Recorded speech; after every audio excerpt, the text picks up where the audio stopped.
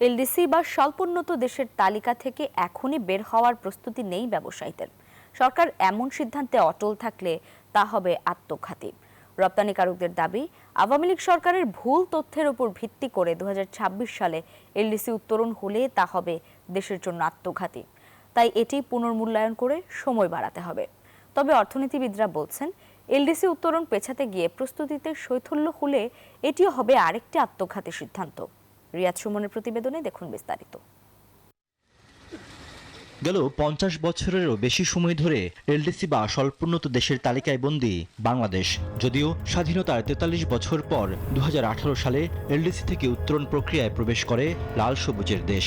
এরপর 2018 ও 2021 সালের ত্রিবার্ষিক মানদণ্ডের তিনটিতেই উত্তীর্ণ হয়।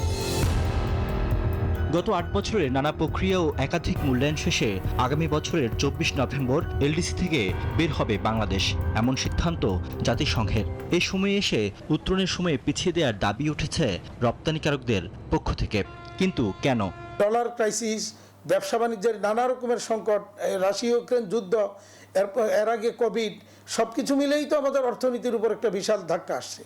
তো এই ধাক্কা সামলিয়ে এলডিসি গ্রাজুয়েশনের মতো যাওয়ার মতো তো অবস্থা নাই। এলডিসি থেকে বের হয়ে গেলে বহির্বিশ্বে বাংলাদেশের মর্যাদা বাড়বে, কিন্তু অন্যদিকে হারাবে অগ্রাধিকারমূলক বাজার সুবিধা, বন্ধ হবে রপ্তানিতে নগদ সহায়তাও। এসব চ্যালেঞ্জ মোকাবেলায় কতটা সক্ষমতা অর্জন করেছে দেশ, আর চাইলে কি এলডিসি পেছানো সম্ভব? কি বলছেন অর্থনীতি বিশ্লেষকরা? আরো 3 বছর এটা যদি বাড়ে তাহলে তো আমাদের লাভই ক্ষতি নেই, এটা নিয়ে কেউ কোনো তর্ক বিতর্ক করবে না। কিন্তু কথাটা হলো যে সেইটা বলতে যে আমরা আমাদের যে প্রস্তুতির যে জায়গাটা, সেই জায়গাটাতে আমরা তাহলে শৈথল্য দেখাবো কিনা, এটা হলো এক। দ্বিতীয় হলো যে আমরা একটা প্রস্তাব দিতে পারি, কিন্তু এটার পেছনে শক্ত যুক্তি না থাকলে এটা মানবে না।